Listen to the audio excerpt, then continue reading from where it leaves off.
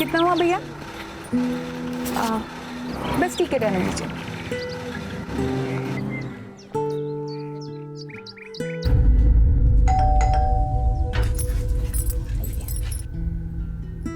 साहब, रश्मि मैडम आई है। आप बैठो। हाँ,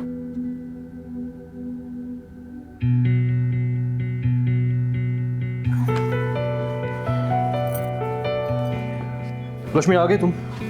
हाँ सर। अच्छा काम करो, तुम स्टडी में जाके बैठो, मैं अभी आता हूँ। ओके।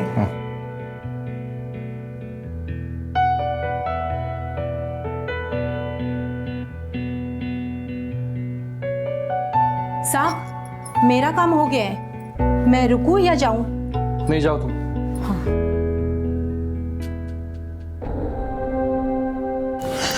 सर, ये क्या कर रहे हैं आप? वही जिसके लिए तुम आई हो। सर, लेकिन दरवाजा खुला है। डोंट वरी, कोई नहीं है घर में।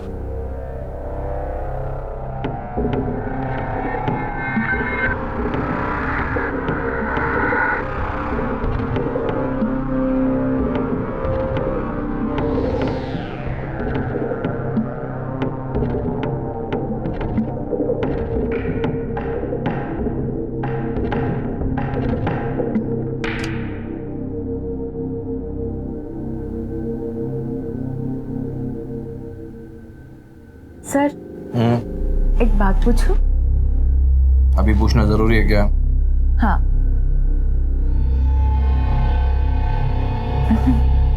बोलो। हम लोग शादी कब करेंगे? जरूर करेंगे। मेरा वनीता से डिवोर्स होते ही।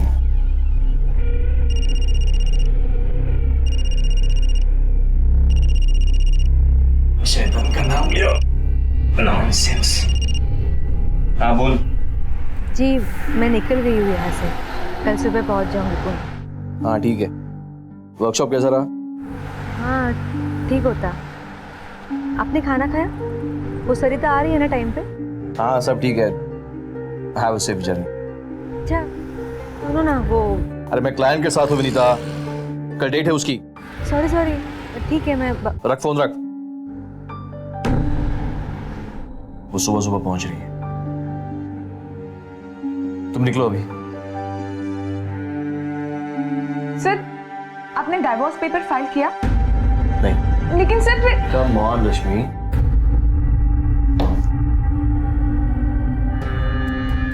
रश्मि एक लॉयर होकर तुम ऐसी बातें करती हो?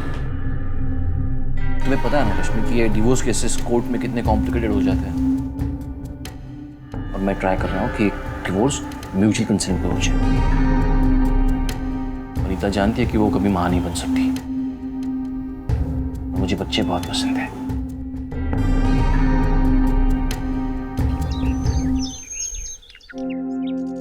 लक्ष्मण चल, लेट हो रहा है।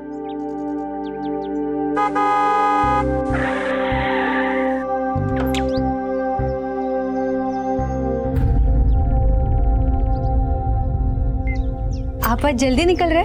हाँ कुछ जरूरी काम है। ठीक है, चाय पी के जाइए, मैं फटाफट बना देती हूँ। बोला ना एक बार जरूरी काम है। बात समझ में नहीं आती? सॉरी, मैं तो बस मेरी माँ, अभी सुबह सुबह रोना धोना मत शुरू कर प्लीज। चाय लग खटखट सकाई सकाई हो गया। तमाशा देख के चल, गाड़ी चालू कर चल। हाँ साहब।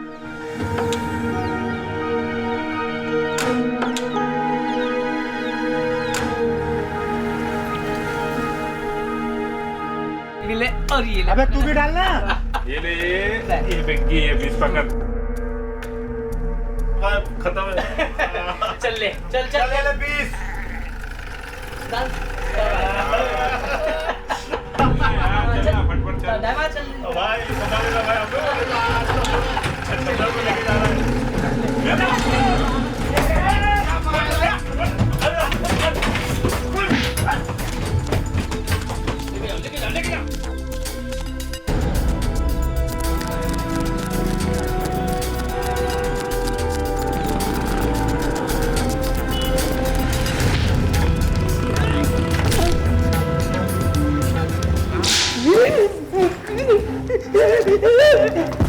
सर मेरे थोड़ा सा राजू नेवले नाम है ना तेरा? सुपारी लेना है? किसको मारा? किसको नहीं मारा है चपत्ता?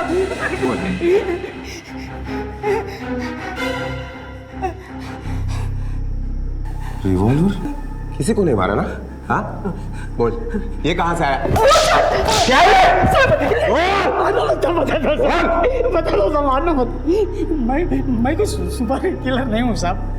मैं तो छोटा मोटा झोल करने वाला आदमी हूँ साहब। वो 3 महीने पहले एक वकील का सुपारी मिला था, तब ये मिला था अपन को। वकील को मारना ना? हाँ? नहीं साहब, अपन ने उसको नहीं मारा, पर जिसको मारना था वो तो बच गया।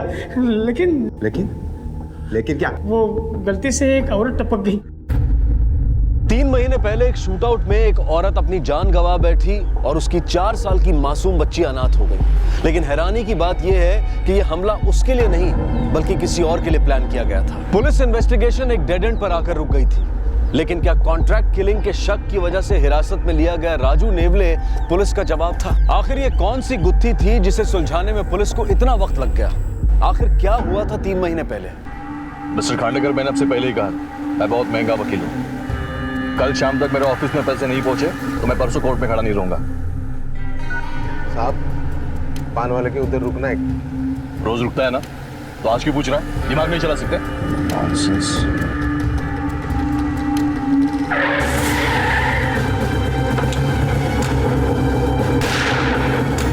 चल लोकर चल। पुणे के सबसे कामयाब criminal lawyer mister Suren Gokhale पर जानलेवा हमला हुआ। मिस्टर गोखले तो बच गए, लेकिन इस हमले में एक निर्दोष औरत को अपनी जान गंवानी पड़ी और उस औरत की 4 साल की मासूम बच्ची अनाथ हो गई। पुलिस ने सबसे पहले हिस्ट्री शीटर्स को पकड़ा और फिर मिस्टर गोखले के प्रोफेशनल सर्कल में छानबीन शुरू की, लेकिन कोई भी पुख्ता सबूत उनके हाथ नहीं लगा। हमला करने वाले को बस एक ही शख्स ने देखा था और वो था एडवोकेट गोखले का ड्राइवर लक्ष्मण। बेटा बिस्किट खाना। मुझे मम्मी के पास जाना है। रोना नहीं बेटा, बिस्किट खा ले थोड़ा। काय शिंदे,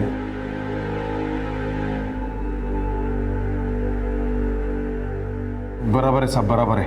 ऐसे ही दिखता था वो। ठीक तरह से देखो। हाँ साहब, सेम टू सेम।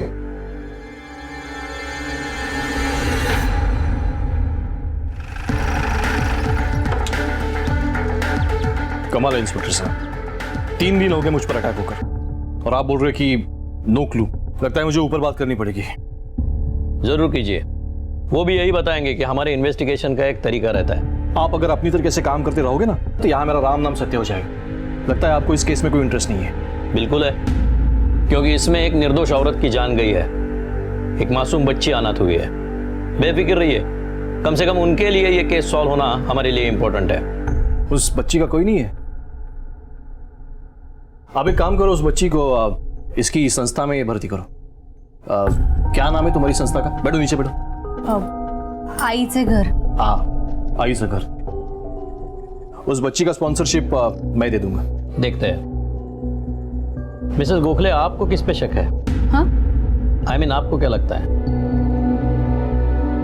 क्या मेरी तरफ क्या देख रही हो? बोलो ना, क्या लगता है, बोलो।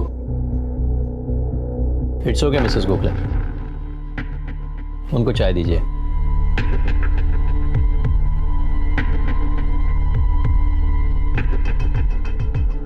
एक्चुअली जब से अटैक हुआ है डर सी गई है। मैं समझ सकता हूँ। अच्छा मिस्टर गोखले, आप दोनों और ड्राइवर छोड़ के यहाँ कौन कौन है? कोई नहीं। मतलब?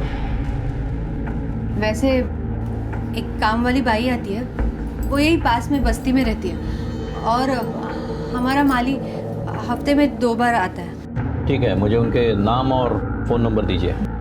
जी अभी देती हूँ।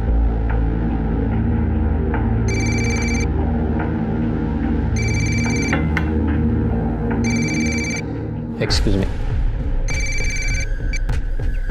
हाँ दादव, स्केच बन गया? गुड। सगळ्या पोलीस स्टेशनला पाठवा, मुझे भी मोबाइल पे भेज दो। हाँ, ये शूटर हाथ आते ये सुपारी किसने दी इसका पता चलेगा।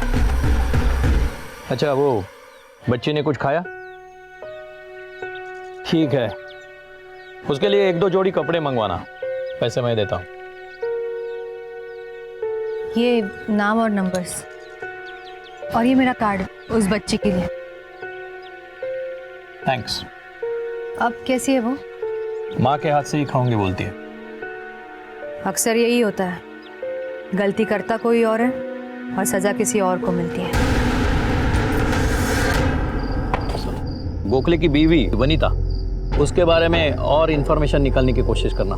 सर आपको क्या लगता है इस हमले में उसका हाथ है? कुछ कह नहीं सकते, लेकिन गोखले और उसकी बीवी के बीच में रिलेशंस कुछ अच्छे नहीं है। और अगर ये बात सही है तो गोखले को मारने के लिए उसके पास पूरा मोटिव है।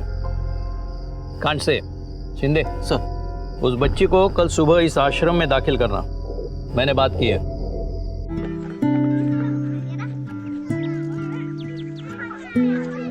बच्ची का और जो कुछ भी सामान है वो मैं मंगवा लूंगी। चल। बेटा डरो मत। देखो अब तुम हमारे साथ ही रहोगी। मेरा नाम वनीता आंटी है और तुम्हारा? तो माँ के पास जाना है। मैडम तो बहुत ही अच्छी है, कभी कुछ नहीं बोलती मुझे, चाहे छुट्टी लेनी हो, पैसे चाहिए हो। मेरा मतलब किसी से दोस्ती, आना जाना नहीं। और साहब? वो क्या है ना साहब, हमारे साहब का थोड़ा बाहरी ध्यान ज़्यादा रहता है। मतलब तुम्हारे मैडम का और साहब का झगड़ा होता है? अब क्या बताओ साहब, हमारे साहब का चक्कर चल रहा है। अरे मेरी माँ, ये रोना बंद करा। रश्मि ने ये आई लव यू का मैसेज मुझे गलती से भेजा होगा। हाँ? अरे उसे अपनी बॉयफ्रेंड को भेजना होगा गलती से। थम, तुला पुरावा पाहिजे ना? एक मिनट थांब, देख ले, एक मिनट थांब जरा तू। हेलो हाँ रश्मि, क्या नाटक है ये? हाँ? ये अपने बॉयफ्रेंड वाला मैसेज मुझे क्यों भेजा है तूने? तुम्हें पता है यहाँ पे कितना बड़ा पंगा हुआ है? जानती हो तुम? हाँ? क्या सॉरी क्या? फोन रख। नॉनसेंस। उसने मैसेज में लिखा था आई लव यू सर। एक बात बताओ मुझे, कौन सी लड़की अपने बॉयफ्रेंड को सर बुलाती है? हाँ? चला बात करने में मतलब ही नहीं है। You're good for nothing. झगड़ा तो बहुत होता था साहब, दोनों एक दूसरे पे शक करते। दोनों? हाँ साहब, मेम साहब का भी एक दोस्त है ना, जनार्दन, जब साहब नहीं होते तब आता है। छोड़ दो ये सब, बाहर निकलो यहाँ से। मैं तुम्हारे साथ, हम दोनों शादी करेंगे। मैं तुम्हें बहुत खुश रखूंगा।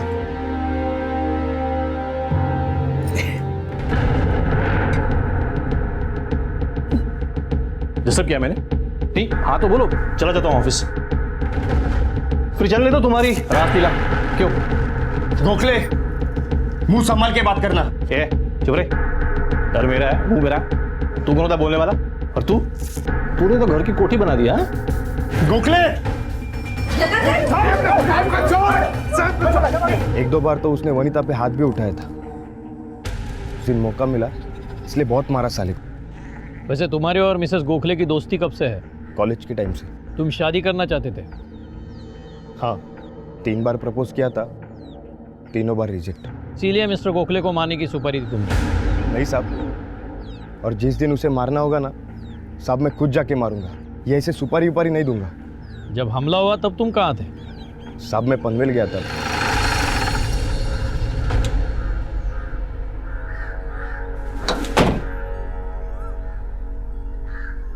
जैन सर। जादव, जनार्दन के कॉल रिकॉर्ड चेक किए? जी सर, जिस दिन अटैक हुआ उस दिन मोबाइल लोकेशन के हिसाब से वो इस शहर में नहीं था और कॉल रिकॉर्ड में भी कुछ भी अनयूजुअल नहीं मिला है। फिर भी नजर रखना उस पे। जी सर। जादव, प्रोफेशनल और सोशल फ्रंट पे तो सब क्लियर लगता है। मुझे लगता है कि हमला किसी करीबी इंसान ने किया है। मतलब? आई डोंट नो, लेकिन मेरी सोच उसके बीवी तक आकर रुक गई है। क्योंकि जनार्दन बोल रहा था कि सुरेन गोखले का किसी लड़की के साथ अफेयर चल रहा है। एक काम करो, उसके ड्राइवर को बुलाओ। हमारा साहब है ना एकदम राजा आदमी, लड़की लोग पीछे पीछे भागता था, क्या बोल बच्चन करता था पता नहीं, लेकिन लड़कियां पागल हो जाती थी। मतलब एक साथ कितने लफड़े करते हैं वकील साहब? नहीं साहब, वो मामले में हमारे साहब ना एकदम पक्का, एक टाइम पे एक खत्म हो जाने के बाद फिर दूसरा। तो कोई लड़की तेरे साहब के गले में कभी हड्डी बन के नहीं अटकी? नहीं साहब, हमारा साहब मस्त हैंडल करता था। हाँ, पर एक लड़की थी जिसने हमारे साहब को बहुत रुलाया। गाड़ी में फुल एसी होता था मगर साहब के पसीने सूख जाते थे। कौन थी वो लड़की? पल्लवी, साहब की असिस्टेंट थी।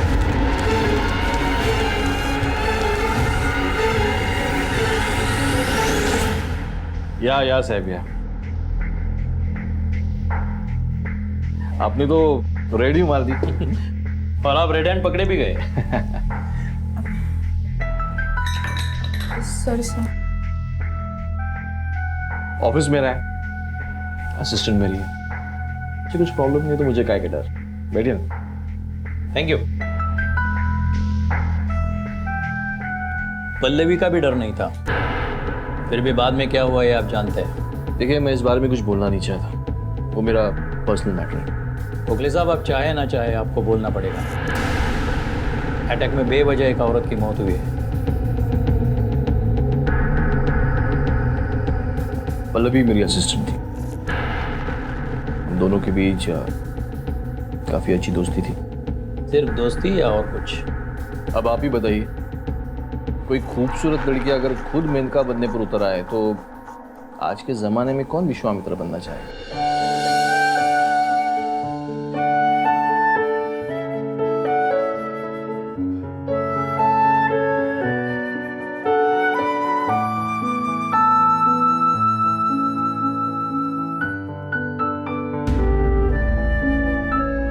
सर, आपने तो कुछ खाया ही नहीं।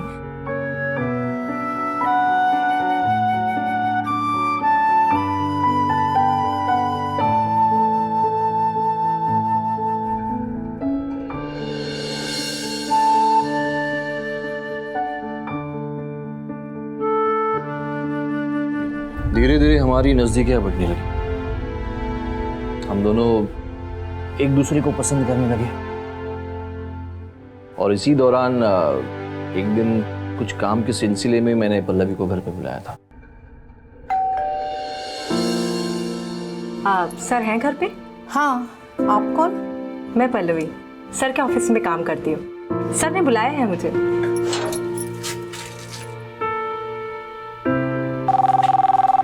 एक मिनट। हाँ, हेलो। हाँ मेम साहब, हाँ माली आके गया। नहीं, साहब तो आज घर पे ही है। आप बस भगवान जी का दर्शन करो वहाँ पे। आगे क्या हुआ? हेलो। क्या हो गया? क्या हो गया? कुछ नहीं सर, एकदम से पाँव ट्विस्ट हो गया। ओके, बैठो बैठो बैठो बैठो बैठो, यहाँ पे बैठो बैठो। कहाँ पे दर्द हो रहा है? सर यहाँ दर्द हो रहा है। बहुत दर्द हो रहा है? हाँ सर। अच्छा रुको, मैं मलहम लेके आता हूँ। सर, मलहम की कोई जरूरत नहीं है, आपके छूने से ही दर्द कम हो गया। अच्छा, एक मिनट।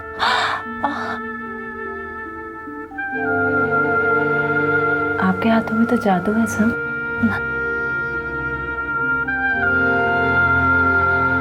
सर, मैं आपको थैंक यू बोलना चाहती थी। अरे इसमें थैंक यू की कौन सी?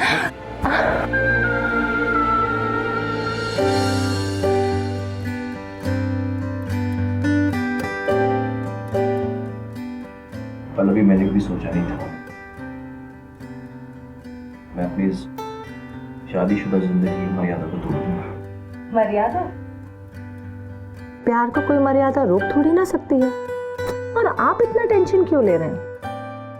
हम एक काम करते हैं, आप मुझे वकालत सिखाइए और मैं आपको प्यार करना सिखा दूंगी। कुछ भी करके वो मेरी शादी तोड़वाना चाहती थी। लेकिन कुछ नहीं, मैं अगर शादी करूंगी तो बस आपसे, वरना नहीं करूंगी। क्या आप अभी मुझसे शादी नहीं करना चाहते? अरे मैंने ऐसा कब कहा? तो बस आप अपनी बीवी को डिवोर्स दे दो। पल्लवी, कैसी बातें कर रही हो तुम? एक लॉयर होकर तुम ऐसी बातें कैसे कर सकती हो? प्यार में ये सब नहीं सोचा जाता। आप बस जल्द से जल्द अपनी बीवी को नोटिस भेज दो। तुम समझने की कोशिश क्यों नहीं कर रही हो पल्लवी? कि शादी तोड़ना इतना आसान नहीं होता।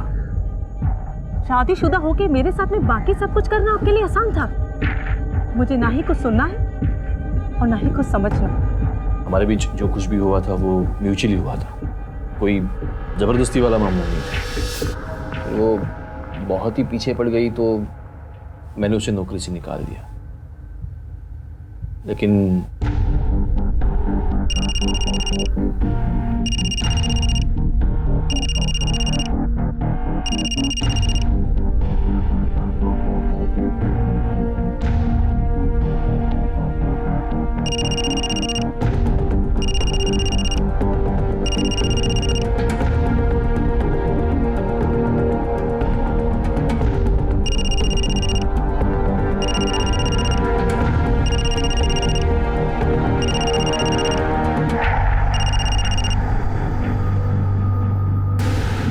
मैंने उसे नज़रअंदाज करने की बहुत कोशिश की, लेकिन उसने मेरा पीछा नहीं छोड़ा। धीरे धीरे उसके फ़ोन कॉल्स बढ़ते गए और एक दिन अचानक वो ऑफिस पहुंच गई। क्यों तंग कर रही हो मुझे? क्या चाहिए तुम्हें? वैसे तो मैं सिर्फ तुम्हें चाहती हूँ, लेकिन फिलहाल कुछ पैसों की जरूरत। कितने चाहिए? 5 लाख रुपए। 5 लाख? दिमाग ठिकाने है तुम्हारा? नहीं दूंगा। तो ठीक है, मुझे मेरी जॉब वापस दे दो। देखो पल्लवी, ये ब्लैकमेल है, don't cross the line. Line तब क्रॉस होगी जब मैं तुम्हारा पूरा सच मीडिया के सामने लाऊंगी, और जब मीडिया वाले तुम्हारे आगे पीछे कैमरा लेके घूमेंगे ना, तब तुम्हें समझ आएगा। मैंने उसे बेनिफिट ऑफ डाउट दिया, सोचा पैसों की प्रॉब्लम हुई होगी तो पैसे भी दिए और जॉब भी दी, लेकिन शायद उसे मुझे तंग करने में मज़ा आने लगा था। मेरे एक क्लाइंट की फाइल उसने ऑपोजिट लॉयर को बेचने की कोशिश की और पकड़ी। फिर एज पर द गाइडलाइन उसे अपना लीगल प्रैक्टिस का लाइसेंस खोना पड़ा। उसके बाद वो कहाँ चली गई मुझे पता नहीं। फिर कुछ दिन बाद अचानक उसका फ़ोन आया, लेकिन इस बार मैं अलर्ट था, तो मैंने वो फ़ोन कॉल रिकॉर्ड किया। मुझे वो रिकॉर्डिंग सुनना है।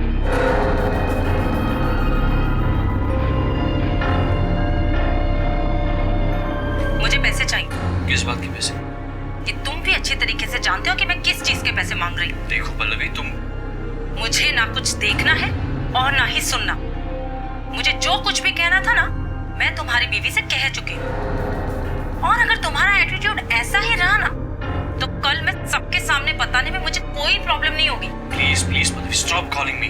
नहीं करूंगी, बस मुझे पैसे चाहिए, कुछ भी करके। नहीं तो देख लेना मैं क्या क्या कर सकती हूँ। मतलब उसने आपकी बीवी को सब कुछ बता दिया था? हाँ, मैं जानती थी। पल्लवी सुरेन की पहली असिस्टेंट थी। इतनी बड़ी बात आप बताना ही भूल गई, ये तो हो नहीं सकता। देखिए इंस्पेक्टर, मैं इस सब से अब बहुत परेशान हो चुकी हूँ। मुझे बस बाहर निकलना है इस सब से। मुझे पता है सुरेन बदलने वाला नहीं है। मुझे खुद ही कोई नया मकसद ढूंढना पड़ेगा जिंदगी जीने के लिए। अवनी जैसा कोई मकसद। सर, जहां तक सबूत कहते हैं, अब तक पल्लवी के पास एडवोकेट गोखले को मारने का स्ट्रॉन्ग मोटिव है। मोटिव तो एडवोकेट के बीवी के पास भी है जादव, शायद जनार्दन। फिलहाल हम वनीता और पल्लवी पे फोकस करते हैं। वनीता के हर मूवमेंट की मुझे खबर देना, और उस एडवोकेट के ऑफिस से पल्लवी का एड्रेस ले लो और उसे ले आओ।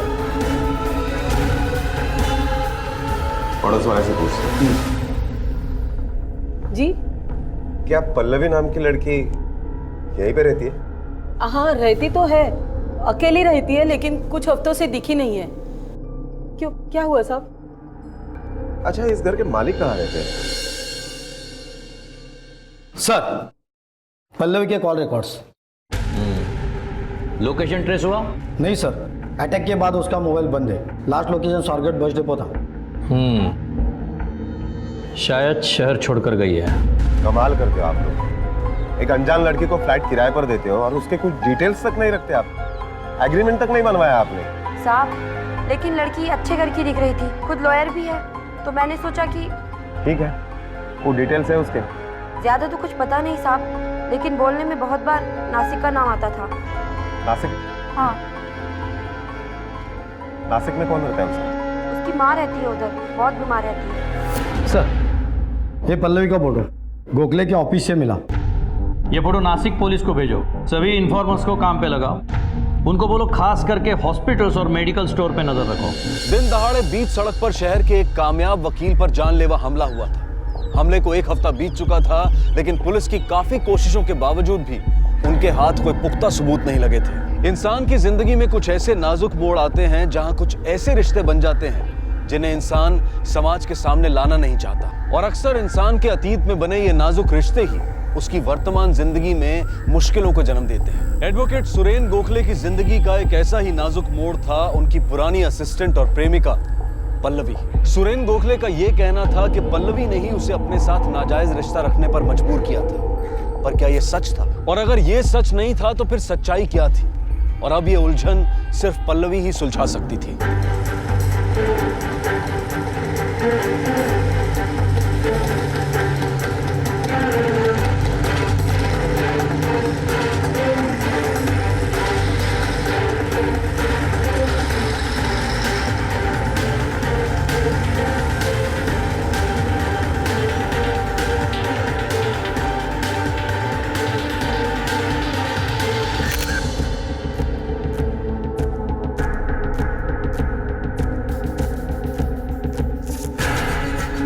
यही है पल्लवी।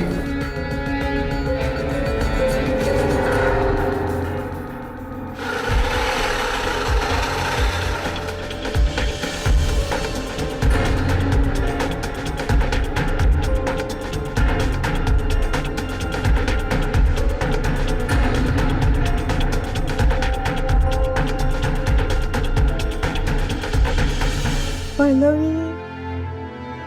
हाँ माँ, चाहिए आपको? पानी? हाँ भैया।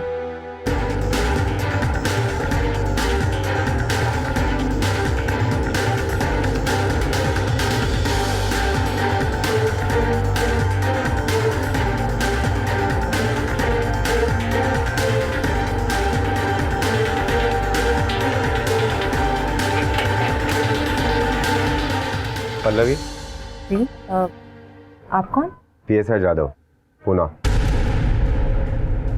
Please please stop calling me. नहीं करूंगी, बस मुझे पैसे चाहिए, कुछ भी करके, नहीं तो देख लेना मैं क्या क्या कर सकती हूँ। यस सर, ये कॉल मैंने ही किया था, ये आवाज मेरी ही है। और क्या मतलब है इसका? सर और क्या मतलब हो सकता है? जो कुछ भी है मैंने साफ साफ कहा है। आपने एक रेप्यूटेड लॉयर को पैसों के लिए धमकी दी है। हाँ सर, मैंने धमकी दी है, लेकिन उसी रेप्यूटेड लॉयर के सामने मैं रोई, गिड़गिड़ाई, पैसों के लिए भीख मांगी, लेकिन उन्होंने मेरी किसी भी बात पे ध्यान ही नहीं दिया। ये कॉल मेरा 7वां 8वां कॉल है उन्हें। इससे पहले के कॉल्स नहीं सुना उन्होंने आपको? लेकिन मिस्टर गोखले आपको पैसे क्यों दे? मेरी जिंदगी बर्बाद करने के, मेरा करियर खत्म करने के पैसे सर। मतलब? सर मेरा बार लाइसेंस कैंसिल हो गया, मेरी नौकरी चली गई, सिर्फ और सिर्फ उस सुरेन गोखले की वजह से। लेकिन तुमने खुद चुना है ना ये रास्ता। सर कोई भी लड़की ना इस रास्ते को खुद नहीं चुनती है, इस रास्ते पे मुझे जबरदस्ती धकेला गया है। क्या हो गया? अरे मैडम, क्या हुआ? कुछ नहीं, एकदम से पाँव ट्विस्ट हो गया। अच्छा ठीक है, अंदर आओ, तुम जाओ काम करो अपना, मैं देखता हूँ। आराम से आराम से।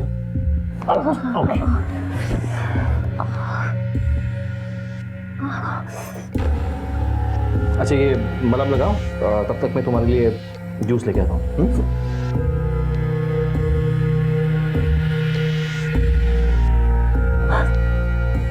ठीक लग रहा है? अब थोड़ा ठीक है sir. Low juice P low. Thank you.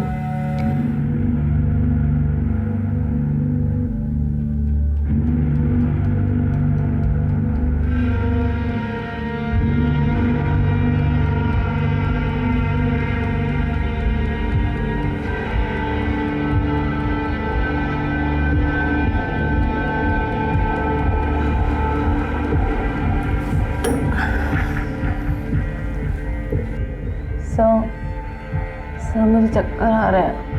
हाँ वो बाहर धूप बहुत है ना, कहीं तुम चल के तो नहीं आई? नहीं सर।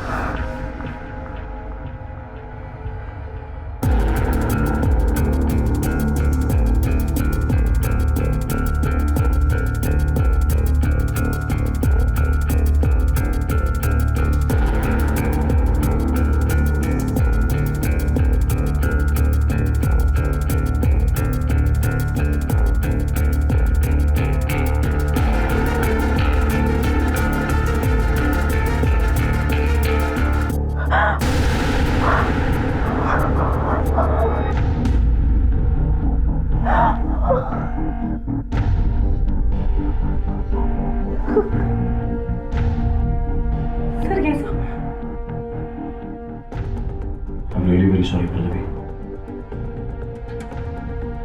कल हम इतने करीब थे, मैं अपने आप को रोक नहीं पाया। पल्लवी मैंने कभी कहा नहीं, बट आई लव यू। कुछ दिनों तक उसके झूठे प्यार का सिलसिला चलता रहा, लेकिन उसके बाद उसने मेरे फोन कॉल्स उठाने बंद कर दिए, मुझे नौकरी से निकाल दिया। बहुत धमकियां देने के बाद में मुझे मेरी जॉब वापस मिली। और दोबारा जॉब पे आने के बाद तुम्ही ने तो फाइल का लफड़ा किया था ना? बिल्कुल नहीं, ये सब उसका प्लान था, मुझे फंसाने के लिए, मुझसे छुटकारा पाने के लिए। उसी ने मुझे वो फाइल दी थी एक आदमी को देने के लिए, और प्लान के अकॉर्डिंग उसने ये प्रूव कर दिया कि वो आदमी दूसरे वकील का था, और बार एसोसिएशन में मेरी कंप्लेंट कर दी, और मेरा लाइसेंस कैंसिल हो गया। क्यों किया तुमने ये सब?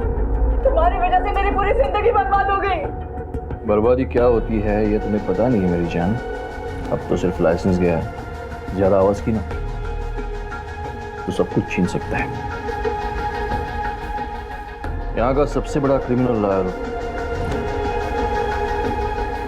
जिंदगी से उठा सकता हूँ। तो तुम्हारी भलाई इसी में है, चुपचाप यहाँ से चली जाओ। आउट।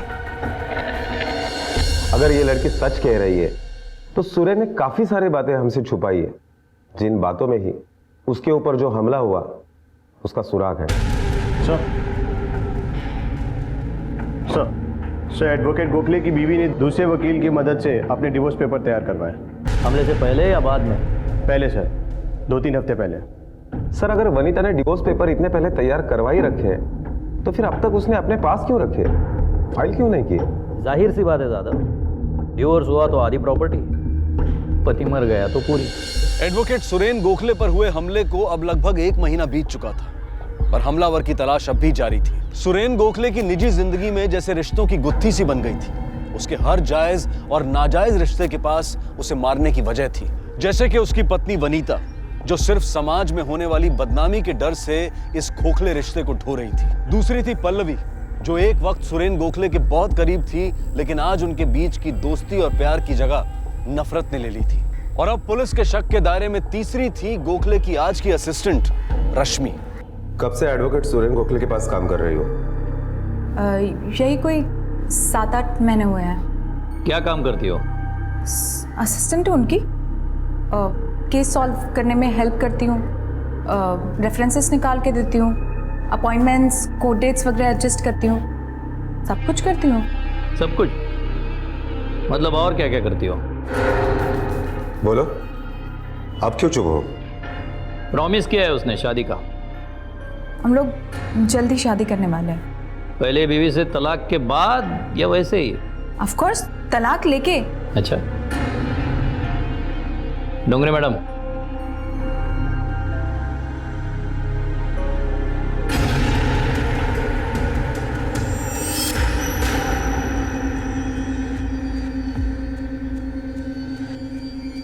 पल्लवी, सुरेन गोखले के एक्स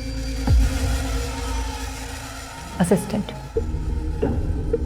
बिल्कुल तुम्हारे ही जैसे मैं उनका पूरा ख्याल रखती थी। पूरा? तुम्हें भी यही कहा होगा ना, बीवी को सोशल वर्क से फुर्सत नहीं मिलती, उसे बच्चे बिल्कुल पसंद नहीं। सब झूठ। चीटिंग की थी ना सर के साथ? कोई इम्पोर्टेंट डॉक्यूमेंट्स सेकंड पार्टी को दे दिए थे, राइट? डिवोर्स फाइल किया उन्होंने? नहीं, अब तक तो नहीं किया, पर जल्दी कर देंगे। जिंदगी भर भी इंतजार करोगे ना, तब भी वो अपनी बीवी को डिवोर्स नहीं देंगे। पहली दफा जूस में नशीली दवाई मिला के पिलाई ना, मुझे भी पिलाई थी, और फिर अपने बच्चे ना होने की दुख भरी कहानी सुनाई। मैं बोला कि बीवी को डिवोर्स दे दूंगा। थोड़े टाइम बाद जो उसने मेरे साथ किया ना, वही वो तुम्हारे साथ करेगा। पहले अपनी जिंदगी से और बाद में नौकरी, दोनों से निकाल देगा, और पूरा इंतजाम करेगा कि आगे तुम बतौर लॉयर किसी के साथ काम नहीं कर सको। अब तुम्हें डिसाइड करना है, तुम्हें किसका साथ देना है, हमारा या सुरेन गोखले का। अरे आइए आइए वकील साहब, आप ही का इंतजार हो रहा था। किस बात का ताज्जुब हो रहा है आपको?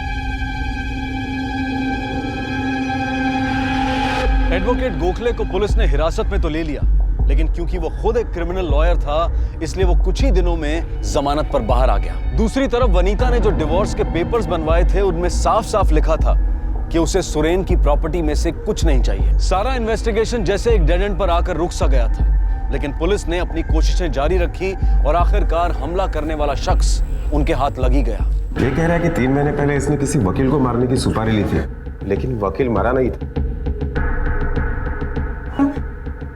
किसने दी थी सुपारी? सब मैंने इसको एक ही बार देखा था सब, वो धंधे वाला नहीं लग रहा था सब। सच बोल। मैं बिल्कुल सच बोल रहा हूँ सब, आई शपथ सब।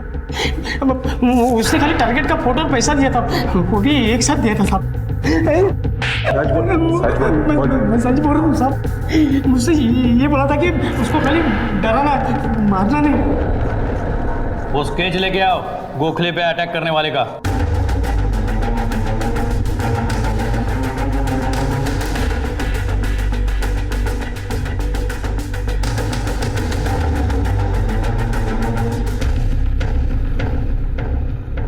जादव, एक काम करो, गोखले वकील और उसके ड्राइवर को ले आओ।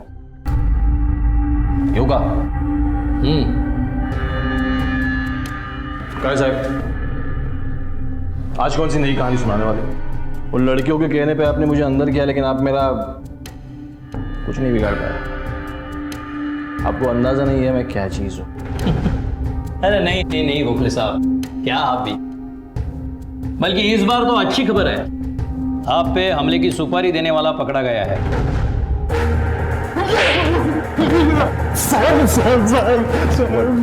अपने साहब को मारने की सुपारी क्यों दी? उसे क्यों मार रहा? गोखले, आपको मारने की सुपारी आप ही के ड्राइवर ने दी थी। एक औरत की जान गई है इस हमले में। मर्डर का चार्ज तो पक्का है तुझ पे। मैं बिल्कुल बेकसूर। चुप हो जा। तूने कहीं बोला ना, आपने किया। अरे चुप हो जा, कुछ नहीं होगा तुझे। जानता है ना तू कितने बड़े वकील का ड्राइवर है तू? नहीं, वो मैं नहीं जानता। मेरे को जिंदगी भर नहीं सड़ना जेल में। मैंने साहब को मारने की सुपारी दी थी ना, वो मेरे साहब के कहने पे दी थी। स्टेटमेंट देगा? देगा। जादव, इसे स्टेटमेंट ले लो और अरेस्ट वारंट निकालो। गोखले को इस बार जमानत नहीं मिलनी चाहिए। ले जाओ।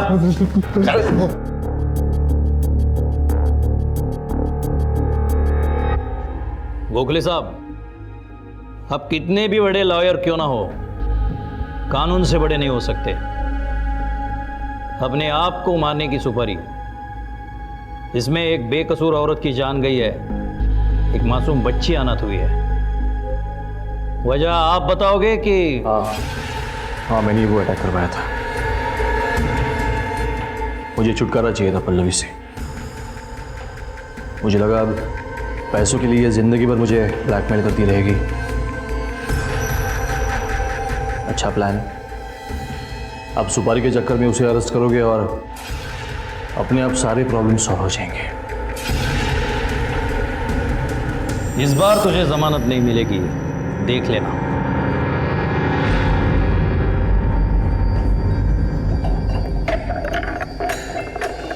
आईचं पत्र हरवलं, मला सापडलं. आईचं पत्र हरवलं. आईचं पत्र हरवलं. आईचं पत्र हरवलं. आईचं पत्र हरवलं. माँ मुझे भूख लगी है. क्या कहा आपने? वापस कहो. माँ मुझे भूख लगी है.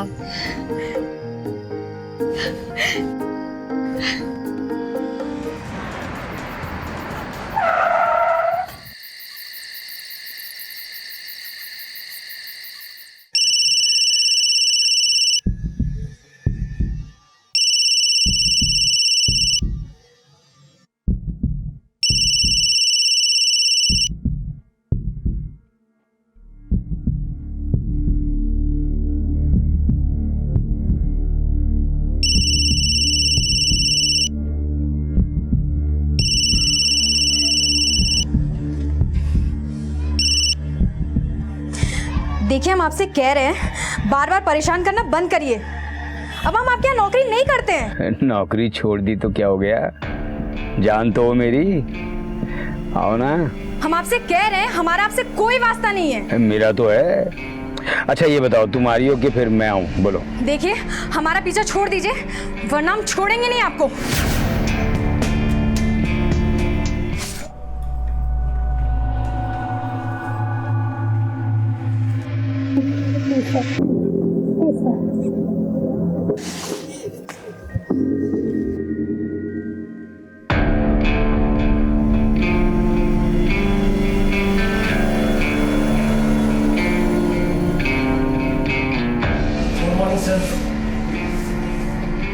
मीना, हर वक्त आग लगी रहती है.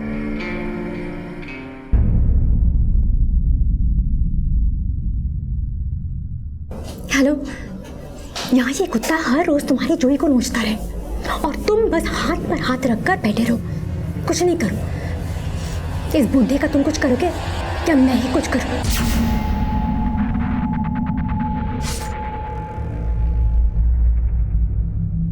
May I come in, sir? अरे रीमा, आओ आओ हाँ, बैठो. Thank you sir. तो कुछ काम की बात कर लेते हैं. आई मीन टारगेट फिक्स कर लेते हैं. Okay sir. ये है तुम्हारा टारगेट. क्यों कम है? बताओ, बढ़ा दें? भाई तरक्की करनी है, ऊपर जाना है तो परफॉर्मेंस तो देनी होगी.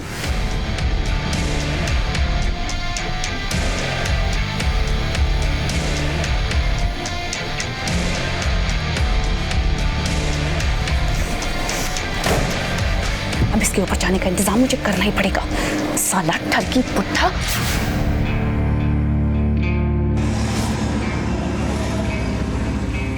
Please stop it sir. अब शादीशुदा हूँ मैं. ये तो बड़ी अच्छी बात है. अरे तुम्हें तो खुश होना चाहिए. ऐश करेंगे हम और बिल फटेगा तुम्हारे पति के नाम का.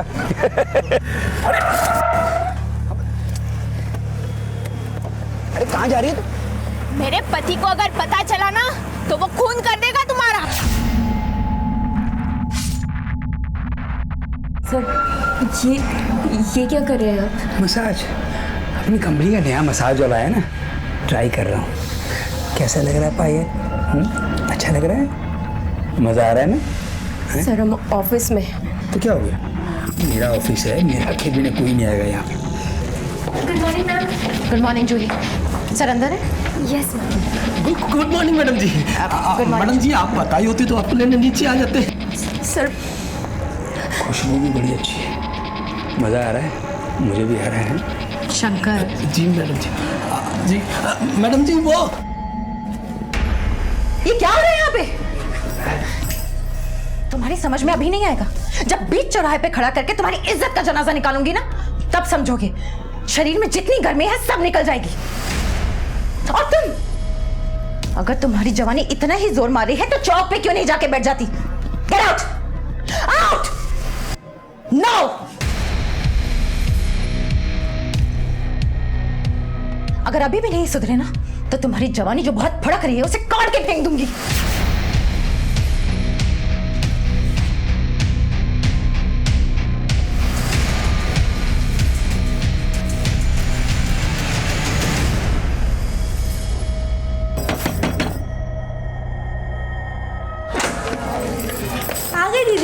कैसे आप?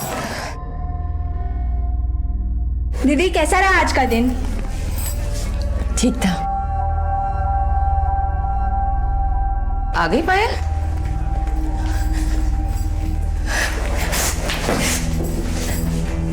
पायल क्या हुआ बेटा? मम्मी आज ऑफिस में बॉस की वाइफ ने सबके सामने मेरी बेइज्जती की।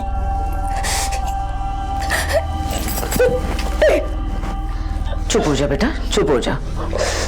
ऐसा है तो छोड़ दे नौकरी, दूसरी नौकरी ढूंढ ले।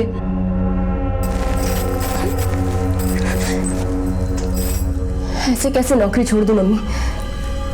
दूसरी नौकरी मिलना इतना आसान नहीं है।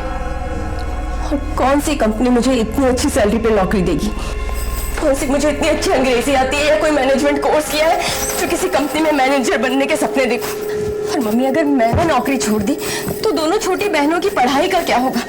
घर के खर्चे कैसे चलेंगे?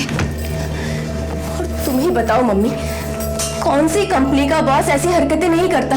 मेरी सारी सहेलियां रोजी, मीना, टीना सब इसी तरह की हरकतों की बातें करती हैं। उन सबके भी ऐसे ही हालात हैं। मैंने भी इसे अपनी किस्मत मान लिया है। बस बेटा बस, शांत हो जा। मैं तेरे लिए पानी लेकर आती हूँ। मम्मी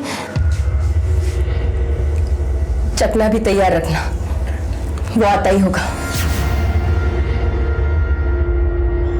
आज सारे देश में अक्सर महिलाओं को कामकाज के लिए घर से बाहर निकलना पड़ता है, लेकिन हमारे सभ्य समाज में कुछ असभ्य लोग ऐसे भी हैं जो अपने रुतबे, अपनी बड़ी पोजीशन के बल पर अपनी सहकर्मी महिलाओं का फायदा उठाते हैं, उनका शोषण करते हैं। शहर हो या गांव, सड़क हो या दफ्तर, महिलाएं ऐसे असभ्य लोगों से कहीं पर भी सुरक्षित नहीं है। हमारा आज का केस भी ऐसी ही पीड़ित महिलाओं का है जिनका शोषण किया जा रहा था।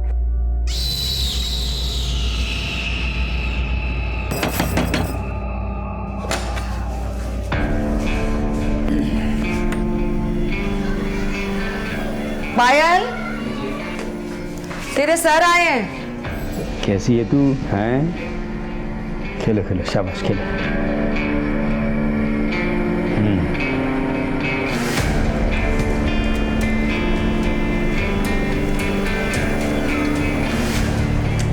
कब तक चलता रहेगा ये सब?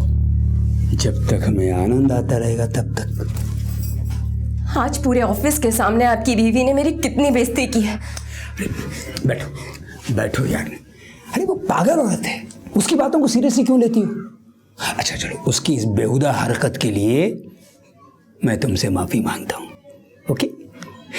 अरे यार, उस औरत के चक्कर में तुम हमारी शाम क्यों खराब कर रही हो? अच्छा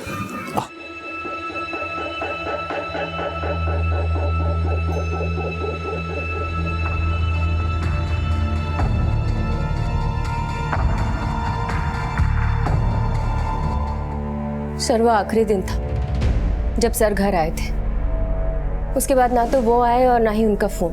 मैंने 1-2 बार उनका फोन ट्राई किया था, लेकिन फोन स्विच ऑफ था। कमाल है, तुम्हें भी बताकर नहीं गए? तुम्हें तो बताकर जाना चाहिए था। सर, मैं उनकी वाइफ नहीं हूँ जो कहीं भी जाने से पहले वो मुझे बताकर जाए।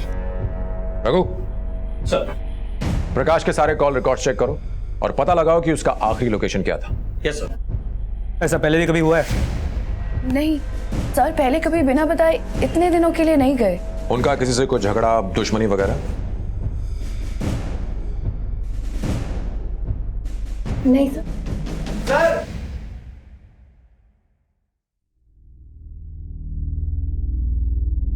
सर, ये कुछ अश्लील किताबें, ड्रॉर से ये ब्लू फिल्म की सीडीज और ये कुछ कॉन्डम्स मिले हैं सर। ऑफिस में कॉन्डम्स? सर, डेस्क से कॉन्डम मिले हैं।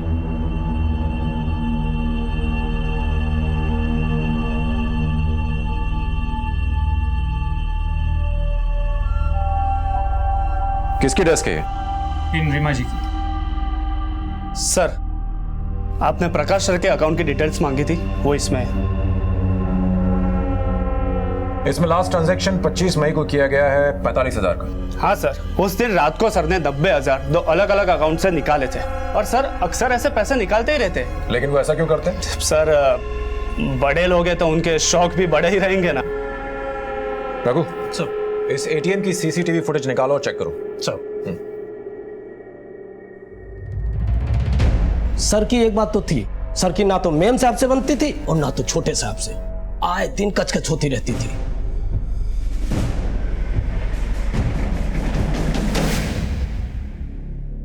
तो आपने अपने पति को धमकी दी थी? धमकी नहीं, उसे तो तुम चुप रहो। पति के नाम पे कलंक थे वो, दुनिया भर में मुंह मारते फिरते थे। उन्होंने घर को कभी घर समझा ही नहीं, बीवी के रहते दूसरी औरतों के पीछे भागते रहे। तो क्या आरती उतारती उनकी? मैं तो चाहता हूँ कभी वो वापस ही ना आए, मुक्ति मिले हमें। तो फिर मिसिंग कंप्लेंट क्यों लिखाई? इन्हें पूछिए, इन्होंने लिखवाई है। और क्या करती मैं? आप ढूंढ दीजिए, अपनी कंपनी और तलाक दोनों ले लूंगी उनसे। सर कॉल रिकॉर्ड चेक कर लिए, सभी से पूछताछ कर ली, लेकिन कहीं भी कुछ नया नहीं मिला। सर कहीं इन्हीं माँ बेटे का तो खेल नहीं हो सकता है। संगीता हर्बल शिखा के पिता की कंपनी है जो उसे विरासत में मिली, और प्रकाश ने एक बार वो कंपनी अपने नाम करवा ली, उसके बाद बीवी को कौन पूछता है? उसका बेटा उदय भी उसके साथ काम करता था, लेकिन जब उदय ने विरोध किया तो प्रकाश ने उदय को कंपनी से निकाल दिया। प्रकाश के इर्द गिर्द जितनी भी लड़कियां और औरतें थी उसने शोषण तो सभी का किया है, और अब वो गायब है। इसलिए शक सभी पर जाता है, लेकिन सबूत किसी के भी खिलाफ नहीं है। और ये जब से गायब है तब से ना तो कोई फिरौती का कॉल आया है, ना ही कोई बैंकिंग ट्रांजैक्शन हुआ है, और अब उसका फोन भी स्विच ऑफ। देखिए मुझे तो लगता है कि इसका खेल खत्म हो गया।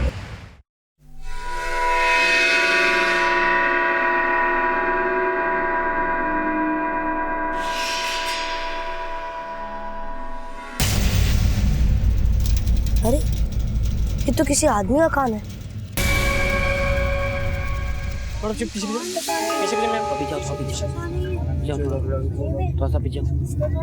किसने देखा है कान? साहब मैंने। किसी ने हाथ तो नहीं लगा?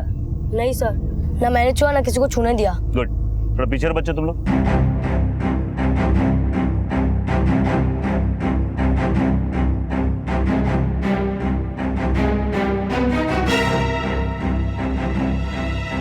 आइए सर, देखिए ये है।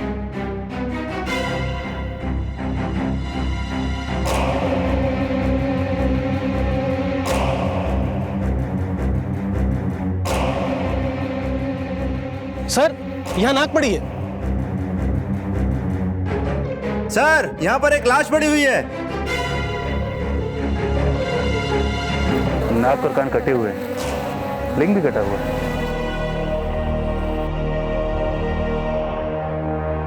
सर किसी प्रकाश यादव का नाम है और संगीता हर्बल्स का एड्रेस लिखा हुआ है, और डेबिट कार्ड पर भी प्रकाश यादव है। सर कहीं ये वही आदमी तो नहीं है जिसकी मिसिंग कंप्लेंट हमें थाना हजरतगंज से आई थी? हेलो इंस्पेक्टर रवि, मैं इंस्पेक्टर मोहन कुमार बोल रहा हूँ, बछरामा थाने से। हमें एक डेड बॉडी मिली है प्रकाश यादव नाम की, जिसकी कंडीशन बहुत खराब है। इसे देखकर लगता है इसे बहुत बुरी तरह से मारा गया है। प्रकाश यादव की लाश का कटे हुए लिंग के साथ मिलना साफ लगता है किसी ने बदला लिया है, अपनी भड़ास निकाली। हो ना हो इस कत्ल के पीछे वजह सेक्स है। तुम एक काम करो, प्रकाश यादव जिन जिन लड़कियों से रेगुलर टच में था उनसे बात करो। सर मैंने प्रकाश यादव के डेबिट कार्ड रिकॉर्ड चेक किए, हमें यह पता चला है कि कत्ल की रात उसने एमजे वाइन शॉप से शराब खरीदी थी। ये देखिए सर।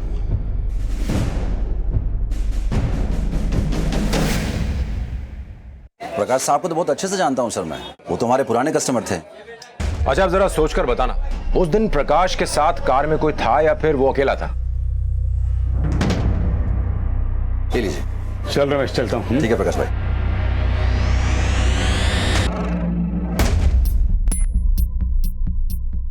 हाँ सर था तो। कौन? वो तो नहीं पता सर, क्योंकि बहुत दूर था और उसका चेहरा ठीक से देख नहीं पाया सर मैं। महिलाओं का शारीरिक शोषण एक घिनौना जुर्म है और बहुत कम ही खुलकर सामने आता है, क्योंकि उन्हें अपने ऊपर बढ़ने वाले हाथ से ज्यादा अपने ऊपर उठने वाले सवालों की फिक्र होती है, और इसी कमजोरी का फायदा उठाना प्रकाश यादव जैसे लोग अच्छी तरह से जानते हैं। पुलिस ने जब गुत्थियों को खोलना शुरू किया तो पता चला कि प्रकाश यादव ने अपनी हवस को मिटाने के लिए कई महिलाओं का शारीरिक शोषण किया था। फेहरिस्त काफी लंबी थी, लेकिन पुलिस ने उन पीड़ित महिलाओं से छानबीन शुरू की।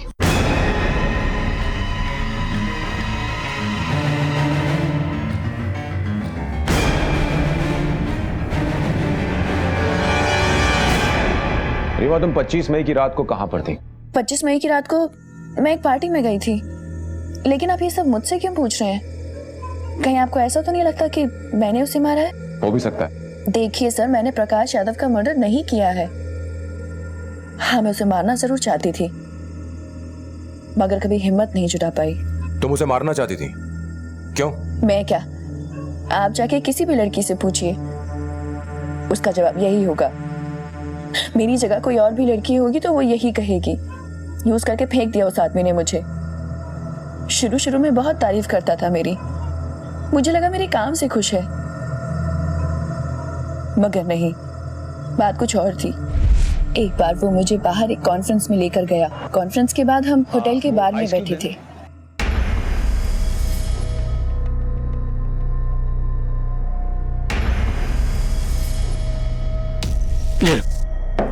Thank you sir. वेलकम।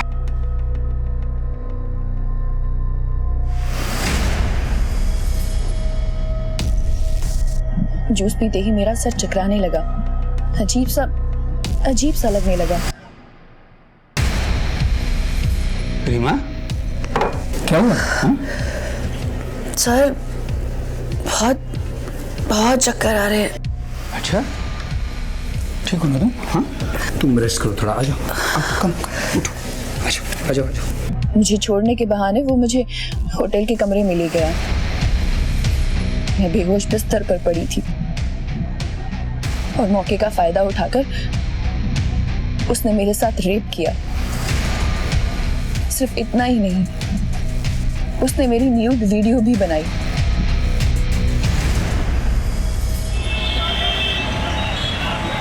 मुझे तो ये सब पता भी नहीं था। एक दिन जब मैं उसके केबिन में मीटिंग कर रही थी, लखनऊ में 1020, इलाहाबाद में 500, बनारस में 400 और चंडीगढ़ में 1280।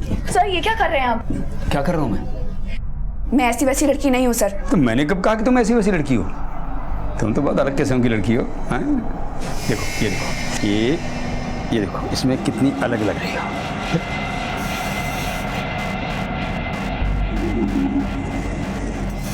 क्यों, पसंद आई ना?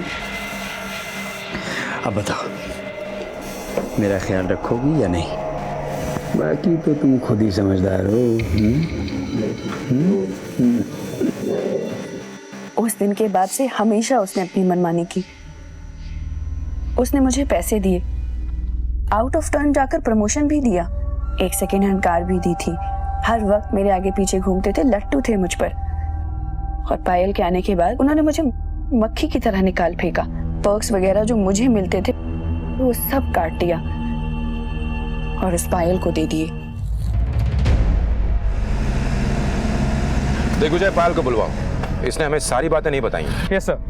चालाक मुजरिम अक्सर पुलिस को गुमराह करने के लिए शक की सुई किसी और की तरफ घुमाने की कोशिश करता है, पर एक मिनट के लिए सारी बातें भूल करके बेसिक्स की तरफ चलते हैं। ये बताओ, प्रकाश यादव की मौत से सबसे ज्यादा फायदा किसे हुआ? उसकी बीवी और उसके बेटे को। करेक्ट। इस उदय को उठाओ, टटोलते हैं। सर कुछ पता चला? नहीं चला है तो चल जाएगा, इसलिए तुझे यहां बुलाया। कत्ल वाले दिन ऑफिस के पार्किंग लॉट में तो 2 घंटे किसी का इंतजार कर रहा था, और जैसे तेरे बाप की गाड़ी निकली तो उसके पीछे हो लियो। सीसीटीवी फुटेज में सब कंफर्म हो गया है। नहीं सर, वो ऐसे सर, तेरे बाप की मौत से सबसे ज्यादा फायदा तुझे ही होने वाला था। सच सच कबूल कर ले, नहीं तो इतना कूटेंगे कि तेरी हड्डियां जुर्म कबूलेंगी तेरा। देखिए सर, मैं मानता हूँ उस दिन मैं अपने पापा को मारने के इरादे से ही गया था, लेकिन फिर मेरी गर्लफ्रेंड राशि के साथ मेरी बात हुई और उसके साथ बात करने के बाद मैंने सोचा कि ये आदमी तो मारने के लायक भी नहीं है। झूठ बोलने में पीएचडी हासिल की है साले ने। सच बोल। सर मैं सच बोल रहा हूँ, वो आदमी बाप कहलाने के लायक नहीं था, एक नंबर का गिरा हुआ आदमी था।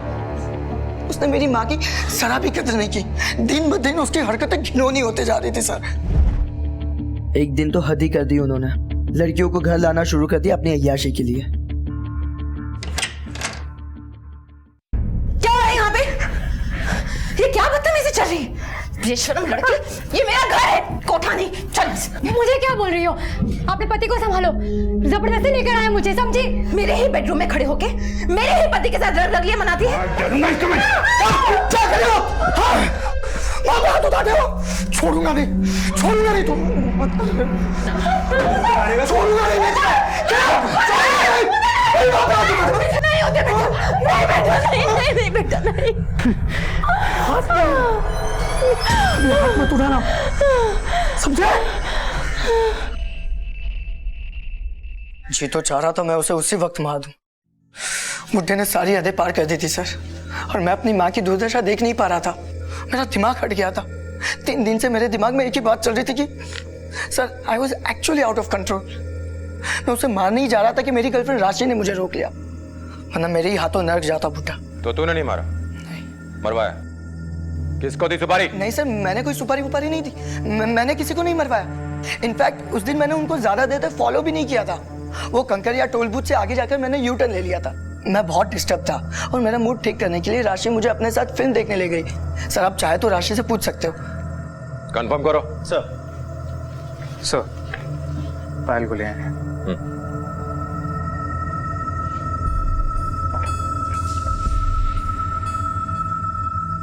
पायल, मुझे एक बात समझ में नहीं आ रही कि तुम प्रकाश की मौत के बाद खुश हो या दुखी? दुखी हूँ सर। लेकिन दुख तो तुम्हारे चेहरे पर नजर नहीं आ रहा। अच्छा ये बताओ कि तुम दोनों के बीच ये सब कैसे शुरू हुआ? सर जब मैंने ये जॉब ज्वाइन किया मैं बहुत खुश थी। प्रकाश सर से मिलने के बाद ऐसा लगा कि वो बहुत अच्छे इंसान हैं। वो मेरी हर चीज से खुश थे, मेरे काम की बहुत तारीफ करते थे। कंपनी ज्वाइन करने के बाद ऐसा लगा कि लाइफ में जितनी भी प्रॉब्लम्स है सब आसानी से सॉल्व हो जाएंगी। पर ऐसा कुछ भी नहीं था सर। प्रकाश सर भेड़ की खाल में भेड़िया थे। एक दिन मुझे एक पार्टी में लेकर गए। मेरी कोल्ड ड्रिंक में कुछ मिला दिया उन्होंने। मैं बेहोश हो गई और जब होश में आई तो उन्होंने मेरी एक वीडियो बना ली थी। तो तुमने पुलिस कंप्लेंट क्यों नहीं की उस वक्त? कैसी कंप्लेंट सर? एक बहुत छोटी सी जगह से हूँ मैं, मिडिल क्लास फैमिली से। प्रकाश जैसे लोगों के सामने हम लोग कैसे टिक पाते? पापा नहीं है हमारे, 2 छोटी बहनें हैं, मम्मी है। उन सबकी जिम्मेदारी, घर का सब ध्यान रखना, सब कुछ मैं ही करती हूँ। डर गई थी अगर मुझे कुछ हो गया तो उनको कौन संभालेगा। सर मजबूरी थी, इसलिए झुकती चली गई। और जब पानी सर से ऊपर चला गया तो तुमने फैसला किया कि उसे रास्ते से हटा दिया जाए। नहीं सर, ऐसा कुछ भी नहीं है, आप गलत समझ रहे हैं। तो फिर सही क्या है? सर फोन रिकॉर्ड के हिसाब से रीमा का फोन उसी इलाके में था जहां से हमें प्रकाश की लाश मिली। मैंने उसे थाने बुला लिया सर। कहीं तुमने रीमा के साथ मिलकर कोई चक्कर तो नहीं चलाया? नहीं सर, जब से हम सर के करीब हुए थे तब से रीमा हमारे नाम से भी नफरत करती थी। ये रीमा के प्रकाश के साथ कैसे संबंध है? सर पहले तो सब कुछ ठीक था, बाद में सब गड़बड़ा गया। इसमें रीमा की कोई गलती नहीं थी। वो तो ये जॉब छोड़कर जाना चाहती थी, लेकिन सर नहीं चाहते थे कि वो जॉब छोड़कर जाए। बुड्ढे ने तुम्हारे पर्क्स काटे तो तुमने उसका लिंक काट दिया? नहीं सर, ये सब झूठ है। तुम्हारे कॉल रिकॉर्ड से साफ पता चलता है कि 25 मई की रात तुम उसी इलाके में थी जहां प्रकाश की लाश मिली। 25 मई की रात को मैं एक पार्टी में गई थी। मैं आपसे पहले भी कह चुकी हूँ। किसकी पार्टी? सर मैं अपने बॉयफ्रेंड नितिन के साथ गई थी, वो मुझे वहां लेकर गया था। देखिए पता करो उस नितिन का। सर एटीएम की सीसीटीवी फुटेज आ गई सर।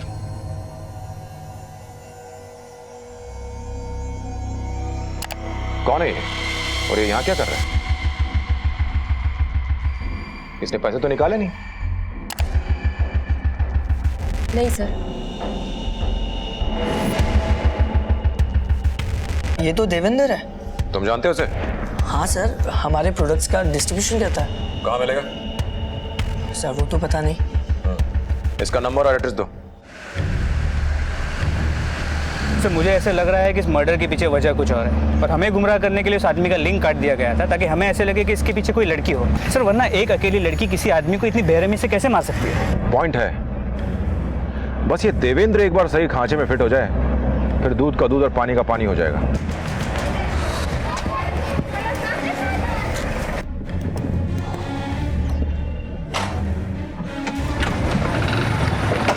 देवेंद्र बड़ी जल्दी में लग रहे हो, कहाँ जा रहे हो? जी कुछ नहीं, बस ऐसे काम से जा रहा है। एक मिनट इधर आओ, तुम्हें कुछ दिखाना है।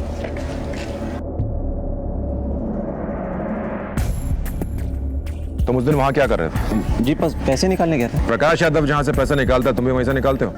सर वो एटीएम मेरे घर के पास से ही है तो इसलिए गया था। पर तूने उस दिन पैसे तो निकाले नहीं? सर वो उस दिन प्रकाश जी से अचानक मुलाकात हो गई तो बातों बातों में रह गया तो इसलिए भूल गया था सर। ये बताओ, प्रकाश यादव के साथ कोई और भी था? जी नहीं। तो इतने परेशान क्यों दिख रहे थे? सर मुझे तो ऐसा कुछ लगा नहीं, मतलब जैसे वो हमेशा होते वैसे ही थे, बस ज़रा सी पी रखी थी। क्या बात हुई उनसे? कुछ नहीं सर, बस इधर उधर की बातें, क्या चल रहा है वगैरह। प्रकाश जी ज़रा रंगीन मिजाज आदमी है ना सर, तो कह रहे थे कि ऑफिस की एक नई फीमेल स्टाफ चाहिए। तो तुमने क्या कहा? मैंने यही कहा सर, ढूंढ के बताता हूँ आपको। बिना बताए शहर से बाहर मत जाना। हाँ रघु बोलो। सर मैं उदय की गर्लफ्रेंड राशि के घर के बाहर खड़ा हूँ। उसके पिता ने कंफर्म किया है कि उस रात उदय राशि के साथ फिल्म देखने गया था।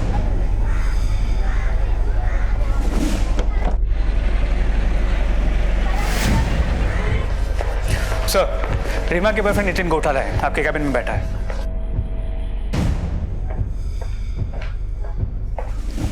Hello sir. नितिन, तुम 25 मई की शाम अपनी गर्लफ्रेंड रीमा के साथ कहां पर थे? मैं और रीमा उस दिन सर हमारे एक दोस्त के घर में पार्टी थी, बस वहीं गए थे। लेकिन सर आप ये सब क्यों पूछ रहे हैं? सवाल नहीं, दोस्त का नाम? सर साकेत वर्मा। इस दोस्त का नाम और एड्रेस लो और पता करो। और उस पार्टी में कुछ और लोग भी आएंगे जो इसको जानते हो, उनसे भी चेक करो। जी। नंबर 2। लखनऊ के प्रकाश यादव की लिंक काटकर की गई हत्या पुलिस के लिए भूल भुलैया बनी हुई थी। पुलिस ने रीमा, पायल, उदय सबसे पूछताछ की, लेकिन किसी के खिलाफ उन्हें कोई ठोस सबूत नहीं मिल पा रहा था। इनफैक्ट पुलिस को इस केस का सिरा नहीं मिल पा रहा था। इस केस में अब तक जो एक चीज मिसिंग थी वो थी प्रकाश यादव की कार, जो अब तक पुलिस को नहीं मिली थी, लेकिन पुलिस उसे ढूंढने की पूरी कोशिश कर रही थी। उस दिन अगर प्रकाश के साथ कोई था तो उसे उस एटीएम पर भी होना चाहिए था, क्योंकि शराब खरीदने के लगभग आधे घंटे बाद ही प्रकाश ने 90,000 रुपए निकाले थे। पर देवेंद्र ने हमें बताया कि उस दिन प्रकाश के साथ वहां कोई नहीं था। वही तो, मुझे लग रहा है ये देवेंद्र झूठ बोल रहा है। तुम एक काम करो, प्रकाश के गायब होने से लेके अब तक के, यानी पिछले 7 दिनों के बैंक रिकॉर्ड्स और कॉल रिकॉर्ड्स निकालो इस देवेंद्र के। सर, देवेंद्र की इस बैंक स्टेटमेंट के मुताबिक उसने पिछले 7 दिनों में कोई अमाउंट नहीं निकाली है। देखो जी, लोग एटीएम इसलिए जाते हैं क्योंकि उन्हें पैसों की जरूरत होती है, और देवेंद्र भी उस दिन पैसे निकालने के लिए गया था। चलो माना उस दिन वो भूल गया, लेकिन अगली 7 दिनों तक उसे पैसों की जरूरत नहीं पड़ी।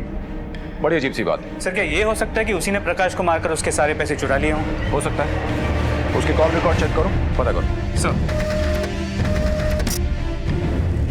सर मर्डर के वक्त देवेंद्र उस इलाके में नहीं था, पर हाँ उस दिन प्रकाश की बात देवेंद्र से जरूर हुई थी। और एक बात सर, देवेंद्र का फोन मर्डर के वक्त स्विच ऑफ था सर।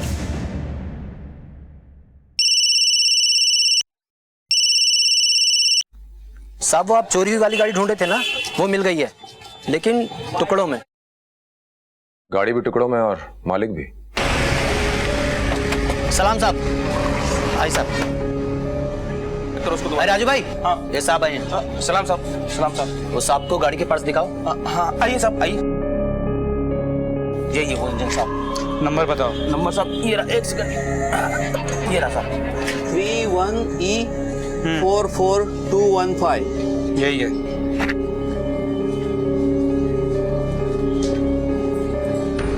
सर, नंबर मैच करता है। इंजन प्रकाश की कार की है। ये कार तुम्हें किसने भेजी? ये साहब माखनलाल तिवारी और बेली प्रसाद सर, आजाद नगर साहब, इन लोगों ने बेचा था साहब।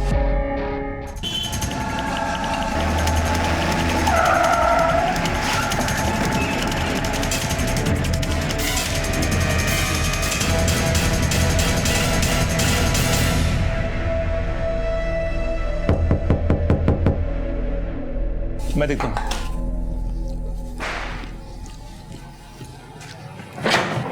पुलिस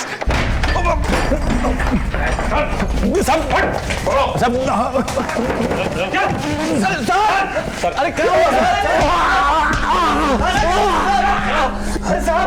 साहब, बताइए ना साहब। तुम दोनों ने प्रकाश यादव की कार कहां से चुराई? वो 2 दिन से एक ही जगह पे खड़ी थी साहब, तो हमने उसे उठाकर बेच दिया, उसके बॉडी पार्ट बेच दिए बस।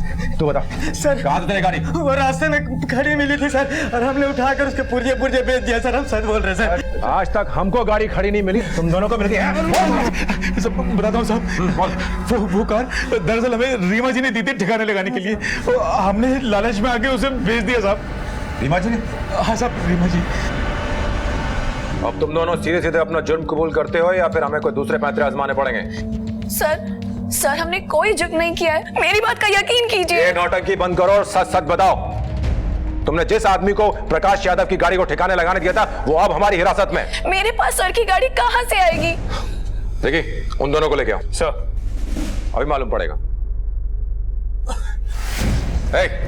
बताओ इन्हें कि इन्होंने तुमको गाड़ी कहां दी थी, बोलो। साहब जिन्होंने चाबी दी थी ये वो मैडम नहीं है साहब। ये वो मैडम नहीं है? नाम क्या बताया था तुमने? रीमा। तो यही तो रीमा है। नहीं साहब ये वो रीमा नहीं है साहब।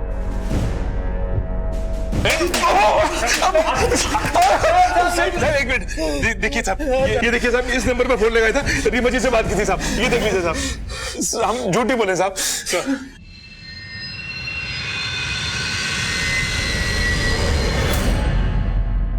रीमा का नाम आने के बाद पुलिस को लगा कि एक केस सॉल्व हो गया है, लेकिन कहानी ने फिर से एक नया मोड़ ले लिया था। अब पुलिस की सारी उम्मीदें टिकी थी एक मोबाइल फोन नंबर पर। सर ये नंबर स्विच ऑफ है। सर मैंने बेनी प्रसाद और माखन लाल के फोन रिकॉर्ड चेक किए। ये दोनों की सेल फोन लोकेशन उस जगह पे थी जहां हमें प्रकाश की बॉडी मिली। लेकिन इससे ये बात तो साबित नहीं होती ना कि इस मर्डर में इन दोनों का हाथ है। लेकिन सर उस दिन इन दोनों के नंबर इस नंबर से कांस्टेंट टच में थे। मुझे डाउट हुआ तो मैंने देवेंद्र का डेटा भी टैली किया, वो भी इसी नंबर से रेगुलर टच में था। सर पता करो कि ये नंबर किसका है। सर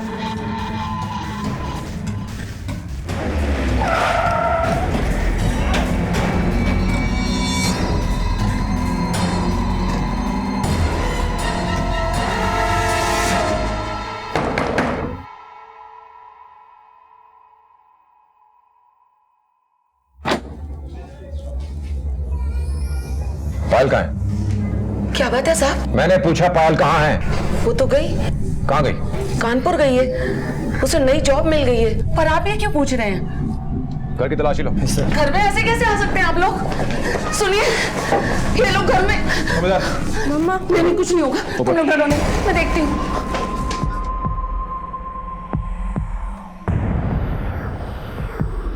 साहब आप लोग मुझे बताते क्यों नहीं? ये पायल के कमरे की तलाशी क्यों ले रहे हैं? क्या चाहिए आप लोगों को?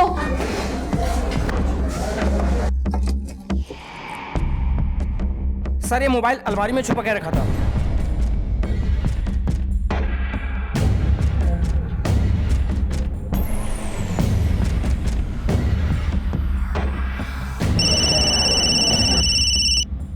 ये तो वही नंबर है जिसकी हमें तलाश है।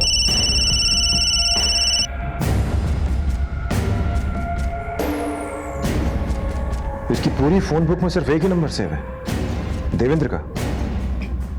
इसका मतलब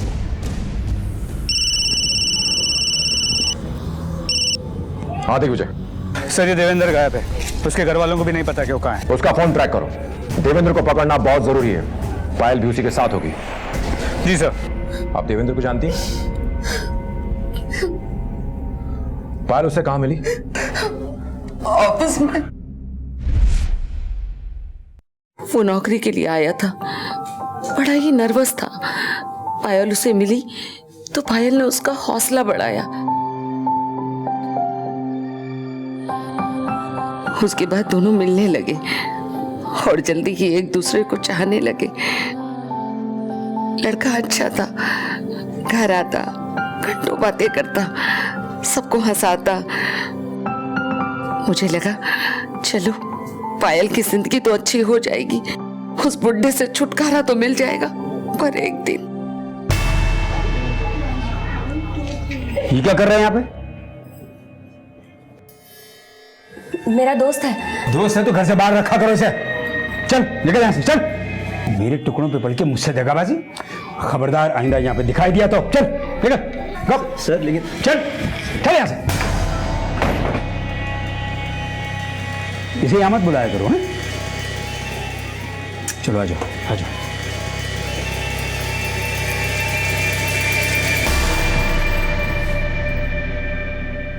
वो तो पीछे ही पड़ गया था साहब उन दोनों के, चैन से जीने नहीं दे रहा था।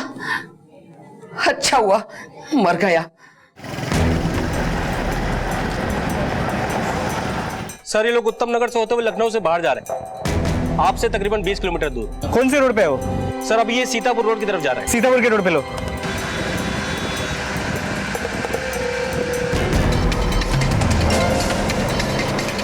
आगे से आप राइट ले लीजिए सर। यहाँ पे राइट लो, यहाँ पे राइट लो।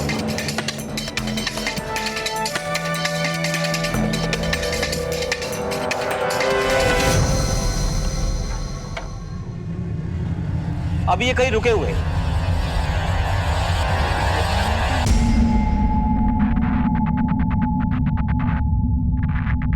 सर आप पास तक पहुंच गए।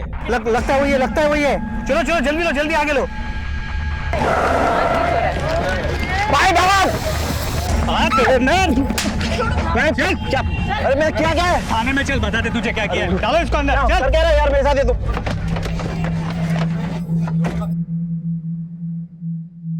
पायल, हम सब जानते हैं तुम्हारे देवेंद्र और प्रकाश यादव के मर्डर के बीच में क्या कनेक्शन है। अब सीधी तरह बताना शुरू करो, नहीं तो जो लेडी कांस्टेबल खड़ी है इसने बहुत दिनों से किसी की धुलाई नहीं की है।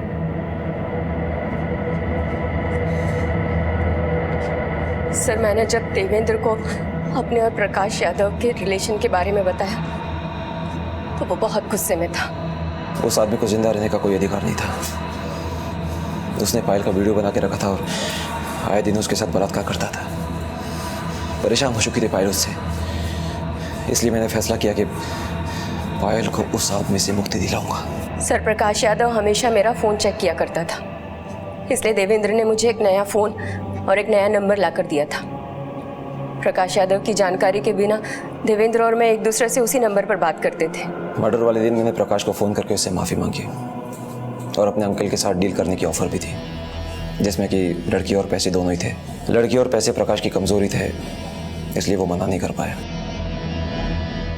ले लीजिए। चल रमेश, चलता हूँ। ठीक है प्रकाश भाई।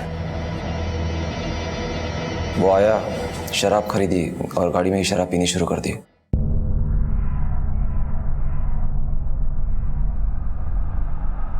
फिर मैंने उसे बताया कि मेरे अंकल एक बार में हमारा इंतज़ार कर रहे हैं। रास्ते में उसने एटीएम से कुछ पैसे निकाले और बाद में गाड़ी बाहर की तरफ मोड़ दी। लेकिन वो गाड़ी कभी भी अपनी मंजिल तक नहीं पहुंची। नहीं सर, ज़रा गाड़ी रोकिए ना। क्यों? ज़रा आता हूँ।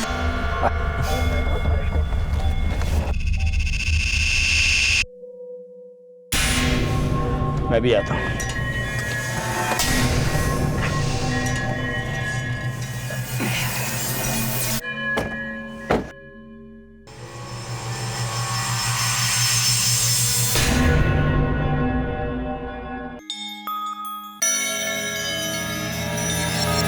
बहुत आग लगी थी ना तुम्हें?